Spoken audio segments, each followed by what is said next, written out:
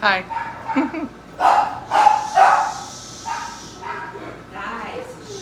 It's gonna get really loud. I thought I'd sneak here in the laundry room to talk to you before it like goes really crazy, but I'm gonna let you look at some puppies though, so you don't have to look at me. Hold on. I'll figure out how to do it. So we're gonna have some watch. I'm gonna see who's jumping on. And I'm gonna let you look at a beautiful sight. Now, this mama is growly, but she's just all growl and no bite. She's okay. It's okay. Yes, this is Vanna. Hi, Vanna. She wants me to give her a treat. I know, I'm not gonna hurt your babies, honey. She's just grumbly. And she still has some hair loss. It's okay, honey. You're all right. This is one of the mamas from the Dehenna's house. I know, you're okay. Nobody's gonna hurt your babies, honey. Nobody's gonna hurt your babies. Hi, Amanda from Australia. Say hi. You don't need to be growly. You're okay. You're okay. Look at these little chubbers. Hey, you're okay. At first I thought she was gonna bite me, but she really is just, she's just growling. You're okay, it's okay. Do you want a treat? Watch what she does when I give her a treat though. All of that growling goes away.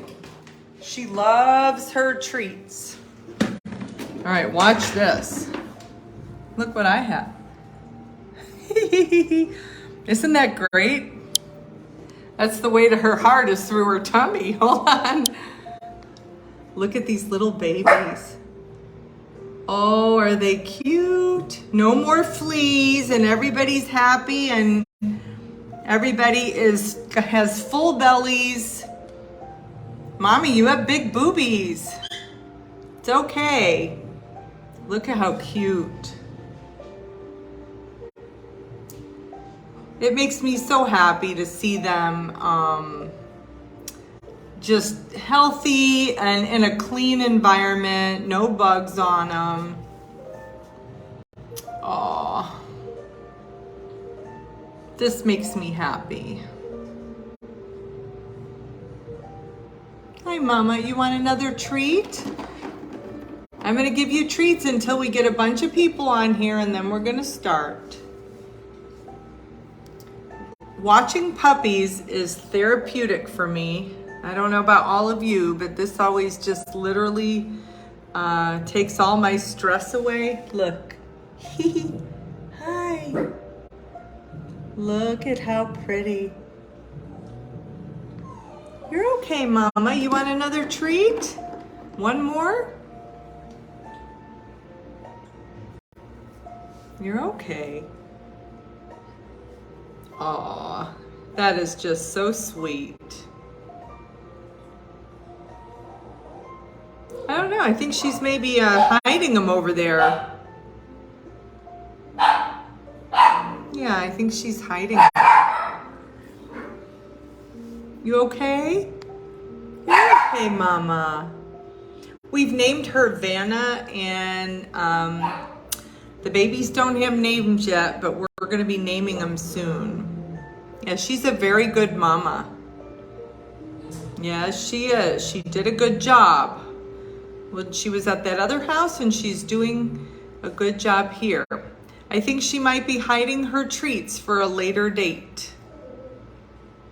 Are you hiding your treats? Yeah, hold on. I'm gonna put the lid on there because you had enough. You don't need any more. She's very, very sweet, just a little growly. Aw, look at that.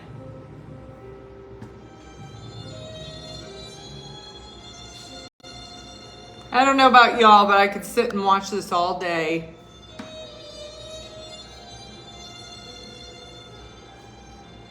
Maybe I need to get a puppy cam in here, so if you guys are getting stressed out during the day, you can just watch. Look, how precious.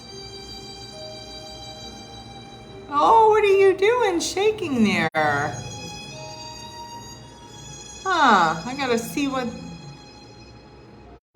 Puppy's leg is shaking. When I turn this off, I'm gonna make sure that's not something weird going on.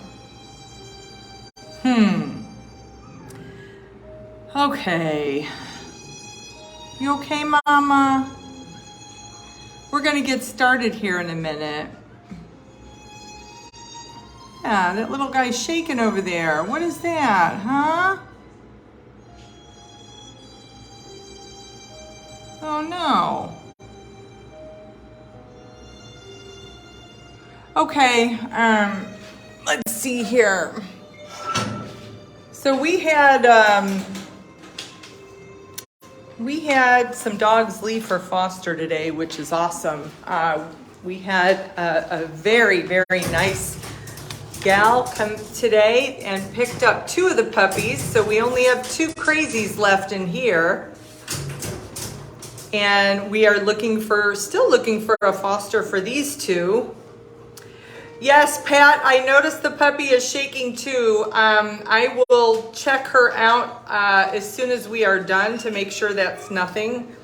I don't know, so hold on. So we have 2 pups left in there that still need a foster, and then we also have a lady coming tomorrow to pick up Ramona for foster, which I'm excited for Ramona. She wants to get out of here. I can tell you that. We're gonna go over just a couple of things before I show you. We do have some new dogs in that I got from the city of Weslaco. So yeah, I'll show you who we got in here in just a minute. But before we start, I wanted to go over this poll that we did. We had, let's see, 642 people that participated in our poll. And basically what the poll said, I asked you guys a question, and there's a reason I'm doing this. I asked you a question. Number 1, do you think that it's a good idea to do free adoptions? And do you think it's a good idea to do free adoptions with basically no screening? And just like I thought, because everybody on my page here is an animal lover, the answer was no. We don't think that's a good idea. In fact, it was 96% of you said no. You do not think that free adoptions, especially when it's with no screening, is a good idea.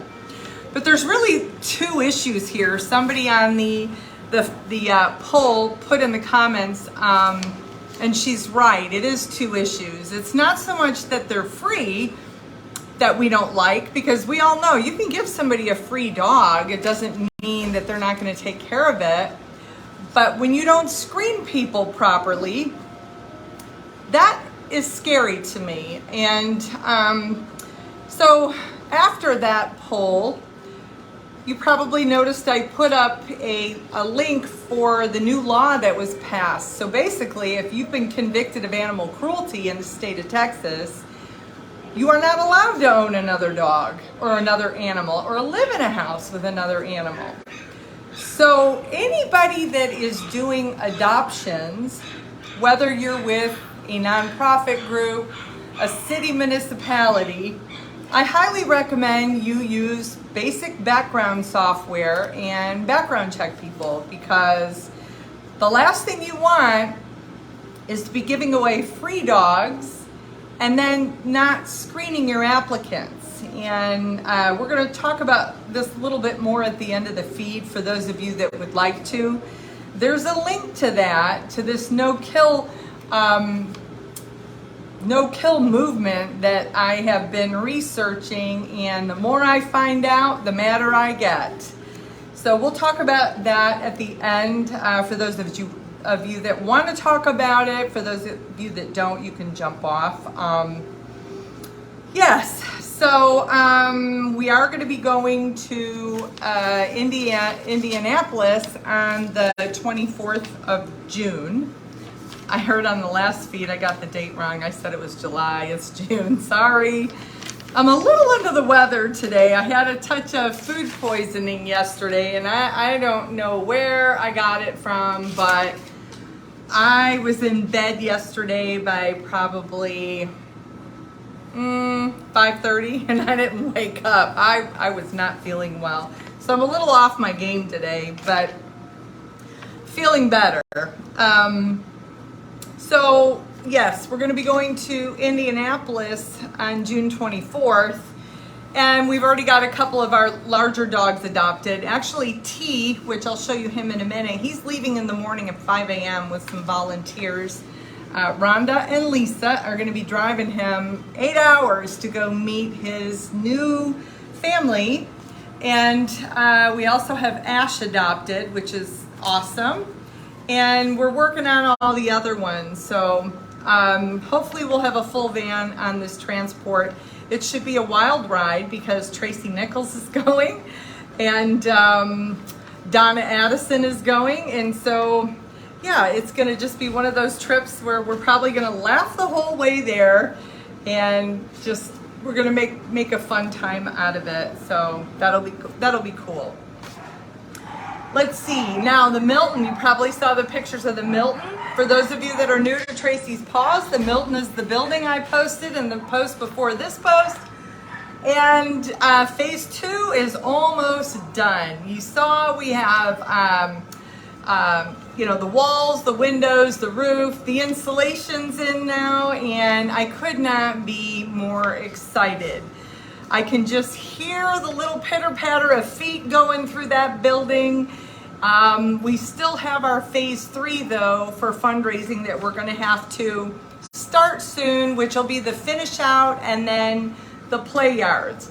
Now, when I was looking at the just everything that we needed for the finish out, my gosh, it's stuff you just don't even think of, paint, certain things for, how to make, I could just go on and on. It's like lighting and, bathroom fixtures, and you just, it all adds up. So it'll be exciting though, because all of the runs, I believe now have been named. And so people that donated over the last couple of years, all of those runs are going to be named after people that donated $5,000 or more to name a run. So I think we have them all named by now. But what we're going to be doing for this next fundraiser for the Milton is, you see these blocks here? You see these?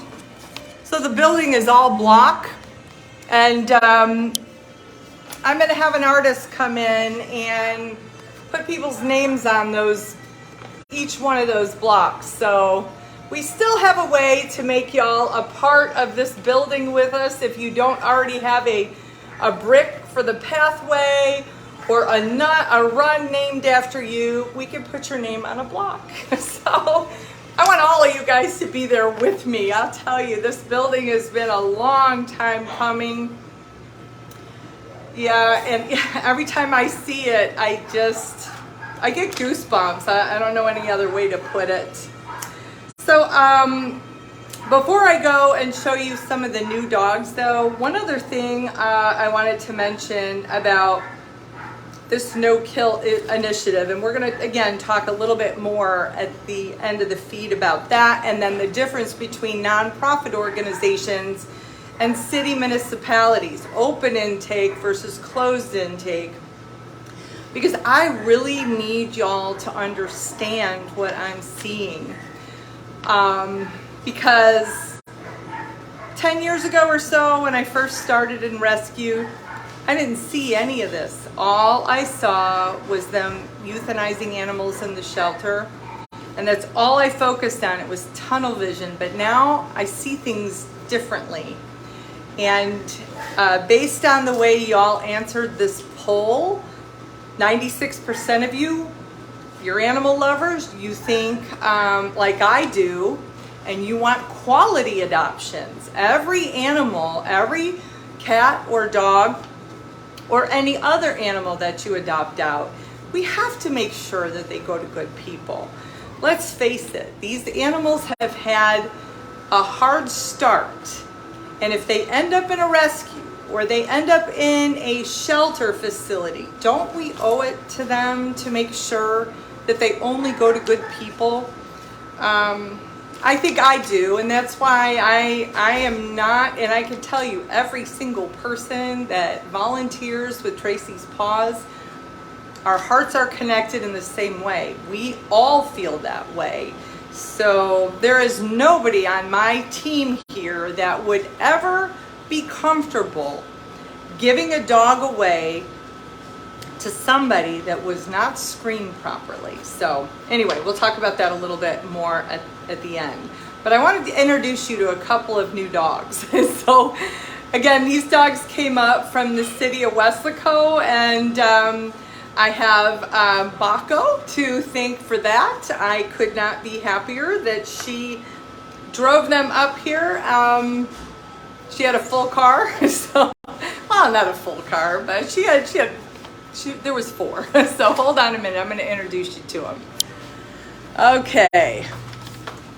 The first one I want to show you, this one is Molly, and I absolutely need to make a statement about Molly. So Molly, in her pictures, hi Molly, I should call her Wiggle Butt Molly. In her pictures, she looks like an 80-pound Rottweiler. She is only about 35 pounds, and she is, yes, she looks a lot bigger in her pictures than she is. And Molly came in from Weslaco, and the lady that had her was an older lady. She was like in her, I don't know, maybe her 80s or so, but she had too much energy. Molly has a lot of energy. So when I got the dog's paperwork, though, I was so happy because this lady gave her vaccinations. She had her regularly dewormed. She is spayed, up to date on everything, and flea and tick medication. And I can honestly say that I rarely see that when I take in dogs from city municipalities in the Rio Grande Valley. So there are people down there that take very good care of their animals. I just think that we need to find more of them, and to find more of them, guys, we have to educate. I'm gonna probably start sounding like a broken record on the educational thing, but in all the years I've been doing this, I can honestly tell you that has been my biggest regret. And I'm upset with myself that 10 years ago when I started, or over 10 years, it's been actually 13, that I was not educating at the same time I was rescuing, because if I had been, we would not all feel so overwhelmed. I know many of you on here probably noticed that every single dog post you see from a rescue, it's save the dog, donate here, it's we're gonna euthanize. I am tired of it. And I'm tired of it because we should be a little bit further along than we are with all of the rescue efforts over the past decade. But there's a reason we're not. So again, education is going to be a big component of what we do here, and it has to be equally emphasized with saving dogs and with all of our rescue initiatives. So hold on just a sec. So I'm going to introduce you to these 3 girls here. And here's the funny thing about them. So this one is Harriet. Hi, Harriet. Look at her little face. They are the cutest little things. There's Harriet. There's Liberty. Liberty, do you have a Chewy? And then this is Glory down here. Hi, Glory. Glory's got an underbite and the cutest little bottom lip. You can see her little teeth. Like, she almost looks like she's always smiling. Oh, I love her. And these three little girls, I believe, are sissies. And when they're all together, they like to bicker. Look at her little mouth. Look at those teeth. Look at those teeth. Oh, you couldn't see it, but I'm gritting my teeth wanting to squeeze her. I love this little one. Hold on. Oh, are you cute? Oh, my.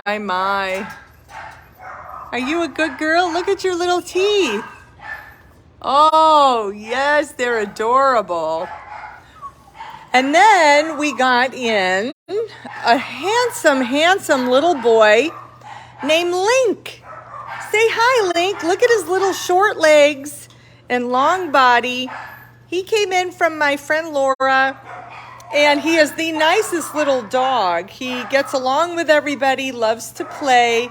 His tail never stops wagging. Yes, I'm talking about you. He's just a good little boy. Yes, he is. Aww.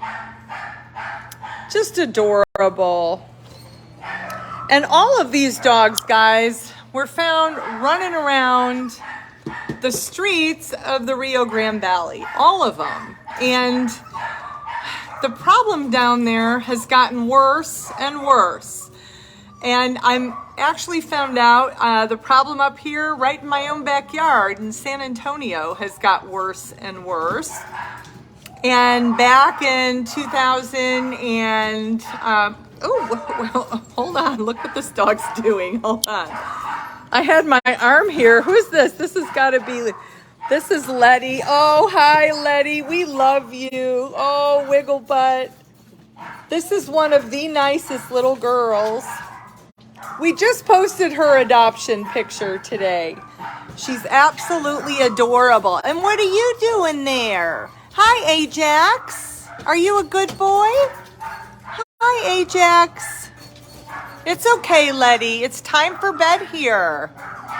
You're okay. You're okay. Okay. So we're going to all say goodbye to T, because like I said, T's leaving in the morning at like 5 o'clock in the morning with Rhonda and Lisa. So this will be the last time y'all are going to see T. T, are you ready to go?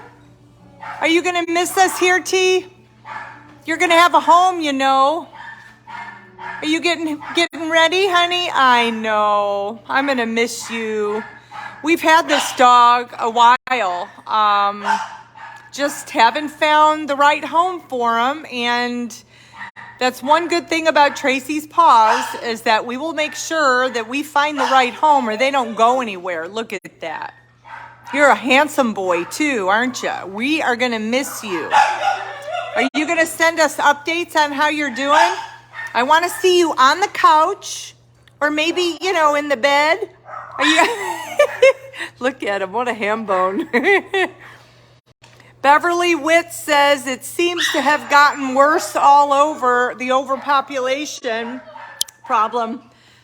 I think it has, Beverly, and I'm going to tell you right now, I blame a lot of this on this no-kill initiative, the one that I have been researching anyway. So, you know, for those of you that want to jump off, we're going to talk just a little bit about nonprofits and about city municipalities and about this no-kill initiative. So if this does not interest you, feel free to jump off. If you'd like to stay on and kind of learn what I'm learning, please do. The more of us that understand, the better. Because let's face it, we all want no kill, right? Nobody wants to see animals euthanized. Nobody does. So what I'm finding out though is from the outside looking in, it looks wonderful. The euthanasia rate is going down. They're not euthanizing dogs in the city shelters. And it looks like all these dogs are getting adopted out. Wow. They're not euthanizing and the dogs are getting out. Who wouldn't want to see that, right? Well, from the inside looking out, let me tell you what I see, and you can just tell me how comfortable you are with this. So what I see is when this no-kill initiative moves into a city that they are trying to take a stronghold over, the first thing that I see happening is they limit the intake. Now, what do I mean by that? Well, if there was normally 10 dogs a day coming into the shelter, now they only allow 2 in. So what happens to the other 8? Hold on, I'm going to shut this door. What happens to the other 8? Well, good question. They leave them out on the street for the community to take care of. And the community doesn't know this, though, usually. And they're either getting hit by cars or they're breeding, disease. You know, we still have rabies in this country. So by default, though, if you normally would have had 10 dogs coming into your shelter a day, and then you only have 2 coming in because you have limited what you're going to take in, by default, those live release rate numbers come up. But is that real? No, it is not. In my eyes, that is completely fake. So, as an animal lover, I would love to see love and compassion for all the animals, not just the ones that are in the shelter, because just because you shift around and halt intake, you're not helping anything. You're causing problems is what you're doing. And you're causing suffering on the streets. There's not an animal lover I know that thinks that's okay with that. So let's just say you're one of those lucky 2 that come into the shelter. And I am, trust me, right now I'm just using this number just for an example. But let's just say that you're the lucky 2 that come into the shelter. Before they let the 10 in, but now it's only 2 a day. In many of these places, I've seen them put a free sign outside and giving these dogs away to anybody with a pulse. That is the best way to put it. So I've even heard that they have recommended taking out landlords' phone numbers. So if somebody puts on their application that they live in an apartment complex, they don't even want them asking for the landlord's number, because what they're trying to do is speedy adoptions. They're trying to remove all barriers from adoption to get them out the door. Because once they go out the door, they won't let them come back in. Because remember, they've limited intake. So owner surrenders. No. So I'll say this, if you are currently working in the city of Brownsville Municipal Shelter Animal Regulation, they are implementing this, I call it quick fix gimmick, no-kill scam there. If you work there, and you're handling adoptions, and if you're not comfortable with them telling you to let these animals go to anybody without checking, who's fighting? If you're not comfortable letting these dogs or cats be adopted out to anybody, I suggest that you speak up. And if you're also not comfortable with seeing the number of strays now being left in your community to fend for themselves, and by the way, some of those dogs might be your dogs. So if your dogs get out of the yard and they are telling people, hey, you know, I've got a stray dog in my yard. They're telling me, people, sorry, we can't help you unless the dog's aggressive, and that's your dog. Now you don't have a safe place to go look for your dog. Your dog might get hit by a car or who knows what. So, hey, we've all had it happen that our dog gets out of the yard. So I'm sickened by it, because the type of no-kill that they're promoting is a gimmick. It is not no-kill. It is no kill in the shelter, but let them suffer on the streets. And I don't think that their donors know this. And the reason I don't think they know this is because the poll that we did, all of you said you wanted people to be screened properly before they adopted a dog to make sure the dog or cat's going to a good place. So if these people are not screening properly, I can't imagine that their donors that are giving them lots of money would be okay with that. Because none of you guys are okay with that. I'm not okay with that.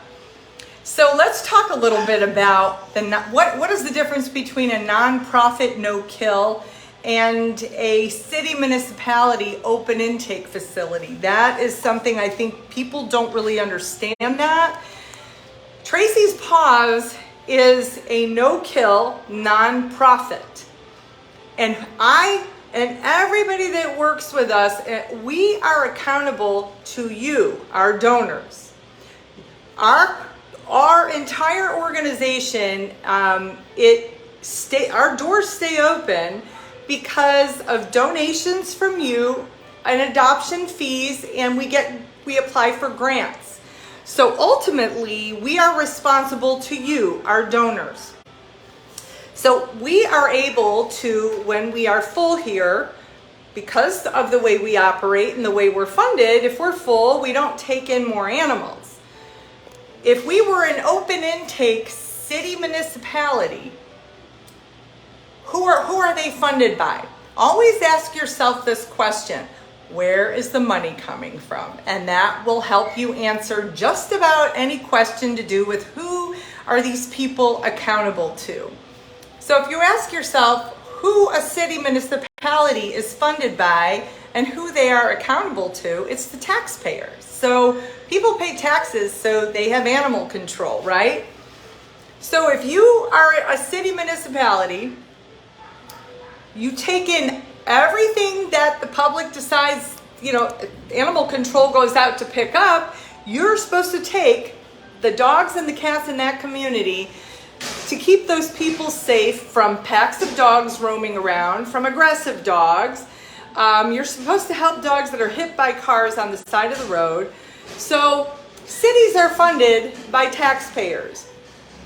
The only time that you have a conflict is there are some times where nonprofit groups think it's a good idea to take in contracts from city municipalities because it's a way for them to generate revenue. It's not for us. To me, I would not be comfortable with that, but that doesn't mean it's not a good thing for other nonprofits to do. But if they do that, then they're accountable to two different people, taxpayers and donors. And there's often a conflict there. So I would just say, to be very mindful of that. It is absolutely impossible for anybody to think that they could come down to the Rio Grande Valley, flip a switch, and be no kill. It's not possible. Hold on just a sec. It's not possible. And that's basically what this gimmick has done. You don't become no kill overnight, not down here. So next week we're going to talk a little bit more about specifically what I have seen them request in some of these shelters. And I think when I do that, you will not have any conclusion to come to other than it is a numbers game to these people. And it is all about quantity and very little to do with quality from the ground where I'm standing looking in. But from outsiders looking in, it looks very, very good, but not from where I'm sitting. So that's what's so upsetting to me because, you really want to think that, people that are in the animal world to help animals, we're supposed to all have good hearts and supposed to be doing this work for the right reasons. You're not supposed to forget who you serve. And if you forget who you serve, the end is near. That's all I gotta say. You can't do that for long. It doesn't work that way. So on that note, I will either take any questions you have or just see y'all next week. Let's see. What are you guys doing? What are y'all doing? Look at that. So let's see. Lisa said Miami is saying no kill, but they euthanize daily. It's so sad. Well, you've got to, if you have any questions about how that whole thing works, we should not be focusing on numbers. Well, we should, but I mean initially. We need a plan that includes all of our community's animals, and that's a really easy fix. My message to this no-kill initiative is leave animal control alone and service your community the way you're supposed to, but initiate education with every single rescue effort that you put into place, because some of the initiatives they have are not bad, but it's their reckless implementation of this quick fix. We have to fix it overnight. You're not fixing anything overnight. It's hard for me to believe educated people even believe that. I'm just literally in disbelief. If you have suffering dogs in your community and you have one suffering animal on the side of the road, or a mama giving birth in the elements, or an animal with disease in your community, you're not no kill. Sorry. Animal lovers love all animals, regardless if they're located inside the shelter or outside the shelter. And if I could spend 1 hour with this group's donors, I don't think they'd have one left by the time I was done with them if they knew what I'm hearing. It's don't get me started on it, because I go into these things, I'm thinking, okay, am I really hearing this? Yes, you are. You call animal control and they literally say, we're on emergency services. If you have stray dogs in your yard, even if you have kids in the neighborhood, we're not picking them up. Huh? What? So, yeah, that's not a no-kill initiative that I want any part of. So, anyway, guys, we'll see you next week. And on that note, I love all of you, and I will talk to you soon. Bye.